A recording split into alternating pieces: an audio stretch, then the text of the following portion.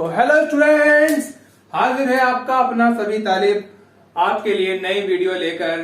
कहां पर?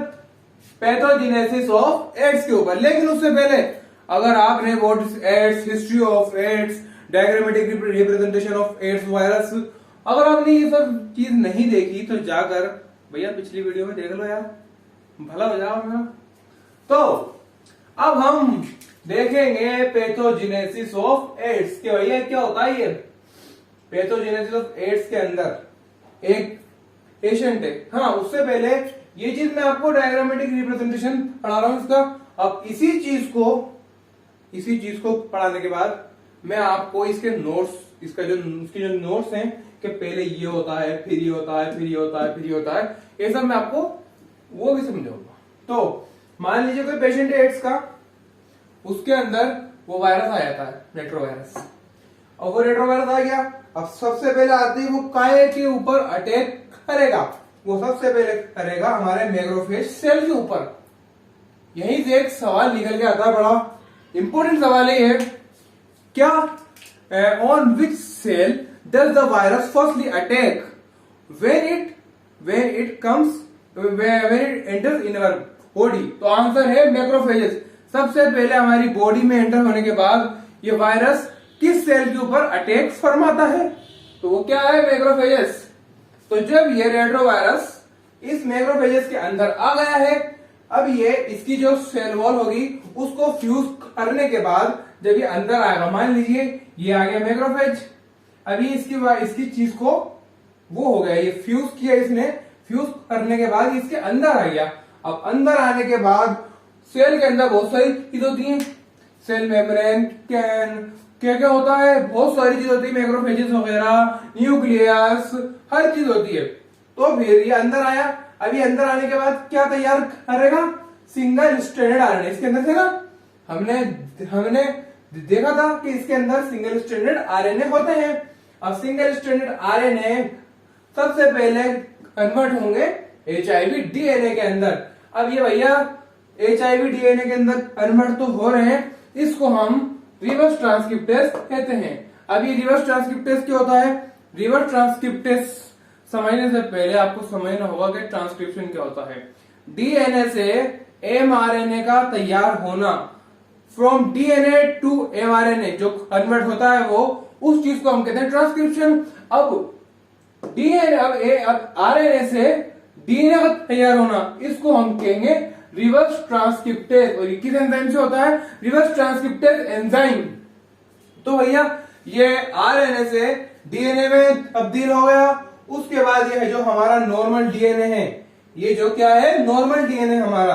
अब ये नॉर्मल डीएनए जब इस एचआईवी डीएनए के साथ कोऑपरेट करेगा, इंटीग्रेट होगा या इसके साथ ऐड होगा, तो ये एचआईवी डीएनए तैयार कर लेगा। अब ये एचआईवी डीएनए तैयार तो हो गया, इसमें थोड़ा नॉर्मल है, थोड़ा एचआईवी है, मगर बात ये एचआईवी डीएनए की ही रखेगा हमेशा।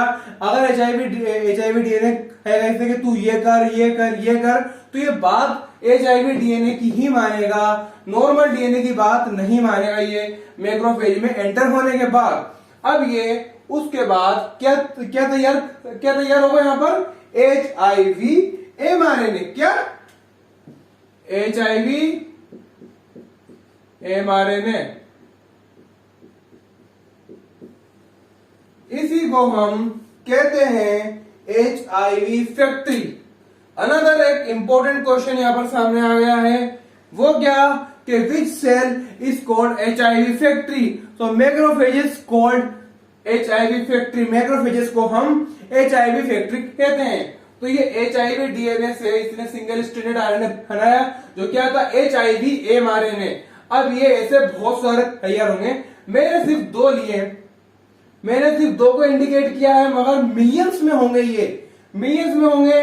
फिर एक जो होगा इसका एचआईवी एमआरएनए, वो चला जाएगा वायरस के अंदर। ये कौन सा वायरस है? ये वो वायरस है जिसके बारे में हमने पिछली वीडियो के अंदर डायग्रामेटिक, जिसका हमने रिप्रेजेंटेशन पढ़ा था, ये वो वाला है। तो ये उसके अंदर चला गया।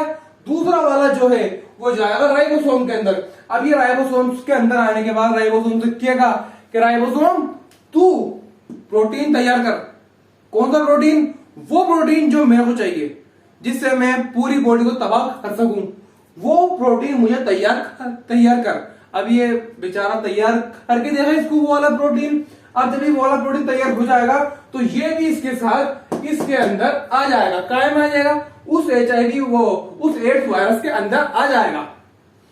अंदर आने के बाद टू इंजेक्ट अदर सेल। अब दूसरे सेल को भी है मैक्रोफेजेस के अंदर, और जो है मैक्रोफेजेस उनके अंदर ये आकर इंजेक्ट हो जाएगा, फिर उसके अंदर भी यही चीजें होंगी।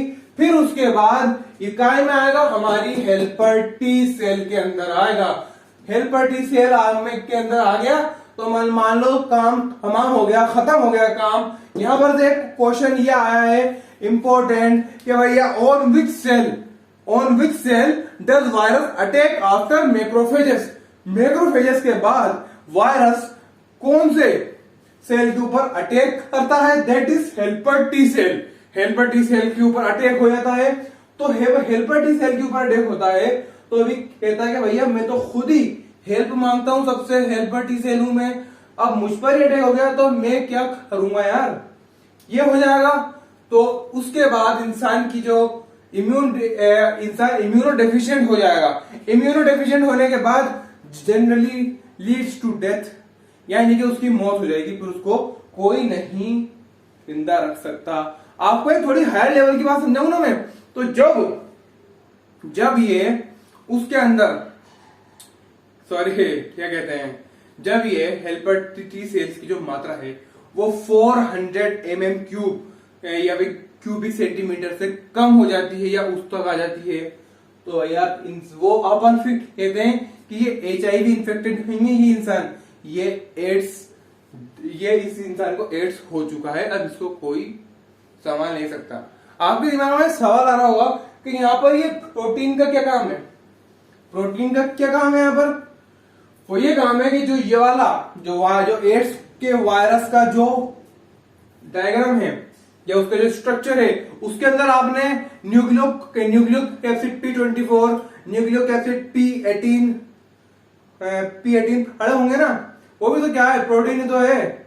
उसके अंदर भी तो ये प्रोटीन काम में आएंगे। अब जब ये इतने सारे प्रोटीन तैयार हो जाएंगे, कौन से खराब वाले, तो इंसान का जो इम्यून सिस्टम है वो डेफिशिएंट हो जाएगा। अब डेफिशिएंट हो गया तो अब उसको चाहे छोटी मोटी बीमारी भी लग जाएगी तो उस इंसान की मौत हो जाएगी, उस इंसान को कोई नहीं बचा सकता। Prevention is better than cure, इसकी कोई मेडिसिन नहीं है। इंसान की लाइफ आप थोड़ी लंबी, अगर मान लीजिए कोई इंसान 1 महीने उसकी मौत है तो इसकी दवाइयों से या प्रिवेंशन से उस इंसान की लाइफ 1.5 महीने या 2 महीने तक जा सकती है, मगर वो इंसान मौत आएगी ही आएगी उस इंसान को। अब हम इसके बाद तो जो चीज हमने डायग्राम के थ्रू पढ़ी थी, अब उसी चीज को हम रिटर्न पढ़ने वाले हैं कि जो चीजें मतलब वायरस एंटर हुआ, फिर उसके अंदर फिर वो मैक्रोफेजेस के अंदर आया, मतलब जो भी चीजें हुई है ना उसको हम लैंग्वेज के थ्रू स्टडी करने वाले हैं। तो पहला है virus enters the body of the person. Virus सबसे पहले इंसान की बॉडी के अंदर आता है, फिर उसके बाद वायरस एंटर्स इनटू मैक्रोफेजेस। जो हमने बात की थी हमारी सेल्स के अंदर जो मैक्रोफेजेस होती हैं, मैक्रोफेजेस सेल जो होती है उसके अंदर ये आ जाता है। उसके बाद RNA genome of virus replicates to form viral DNA with enzyme reverse transcriptase। जो हमने बात की थी कि ये RNA से DNA फॉर्म करता है जिसको हम रिवर्स ट्रांसक्रिप्टेज कहते हैं, और किसकी हेल्प से? एंजाइम रिवर्स ट्रांसक्रिप्टेज की हेल्प से। उसके बाद आता है viral DNA gets into host cell DNA। फिर वो जो वायरल DNA होता है वो होस्ट सेल DNA जो हमने बात की थी नॉर्मल DNA की, उसके साथ आकर कंबाइन हो जाता है host cell DNA। It directs the infected cell to produce virus particles. तो फिर वो उस चीज को ऑर्डर देता है कि तू प्रोड्यूस कर वायरस पार्टिकल्स को। उसके बाद मैक्रोफेजेस कंटिन्यू, मैंने कंटिन्यू की स्पेलिंग गलत लिख दिया, I am so sorry for this. Continue macrophages continue produces virus and act as a HIV factory. Macrophages produce करती रहती है वायरस को और इस तरीके से एक्ट होता है उसका कि वो एक HIV फैक्ट्री हो चुकी है। जो हमने क्वेश्चन की बात की थी कि which cell is called the HIV factory, that is called macrophages. इसके बाद नेक्स्ट पॉइंट है, उसके बाद simultaneously HIV enters into helper T lymphocytes. उसके साथ साथ ये HIV का जो वायरस है टी लिम्फोसाइट्स के अंदर भी एंटर हो जाता है। टी लिम्फोसाइट्स आपने नाम सुन रखा होगा, ब्लड सेल्स वगैरह। उसके बाद it replicates and produces progeny virus. ये खुद इट सेल्फ मल्टीप्लाई हो जाते हैं और खुद के जैसी बहुत सारी कॉपीज बना लेते हैं। रेप्लिकेट्स मतलब बहुत सारी कॉपीज खुद की ये तैयार कर लेते हैं। इसके अंदर प्रोजेनी वर्ड आया, प्रोजेनी मतलब होगा ऑफस्प्रिंग, यानी कि खुद के जैसी बहुत सारी कॉपीज तैयार कर लेते हैं ये। फिर उसके बाद progeny virus released in blood and attack other T lymphocytes. फिर वो जो प्रोजेनी वायरस है उसकी जो कॉपीज है वो खून के अंदर आ जाती है, अपने उनको ब्लड के अंदर छोड़ दिया जाता है, जिसकी वजह से वो और दूसरी सारी टी लिम्फोसाइट्स के ऊपर भी अटैक करना चालू कर देती है। नेक्स्ट उसके बाद क्या होता है भैया, it leads to decrease in number of T lymphocytes in the body of infected person. अब जब ये ब्लड के अंदर भी आ गई, हर जगह आ गई और आने के बाद टी लिम्फोसाइट्स पर अटैक हो रहा है, तो जाहिर सी बात है कि जो टी लिम्फोसाइट्स का नंबर होगा वो कम होने लग जाएगा, डिक्रीज होने लग जाएगा। तो जो जहां पर इतनी टी लिम्फोसाइट्स थी वहां थोड़ी कम रह जाएंगी। उसके बाद it leads to fever, diarrhoea and weight loss. इससे क्या होता है, आपका वेट लॉस हो जाता है, आपको डायरिया हो जाता है, मोशंस वगैरह, फीवर हो जाता है, बुखार हो जाता है। नेक्स्ट पॉइंट है, due to decrease in number of T lymphocytes in body the person start suffering from infection of viruses और अदर डिजीजेस। इसका क्या मतलब हुआ, मतलब कि भाई जब आपकी बॉडी के अंदर इतनी सारी टी लिम्फोसाइट्स कम हो रही हैं तो कुछ ना कुछ इफेक्ट तो आएगा ना। उसका इफेक्ट क्या होता है, ये हमारे जो बॉडी होती है उसको सफर करना शुरू कर देता है वायरसेस से या कोई दूसरी बीमारियों से।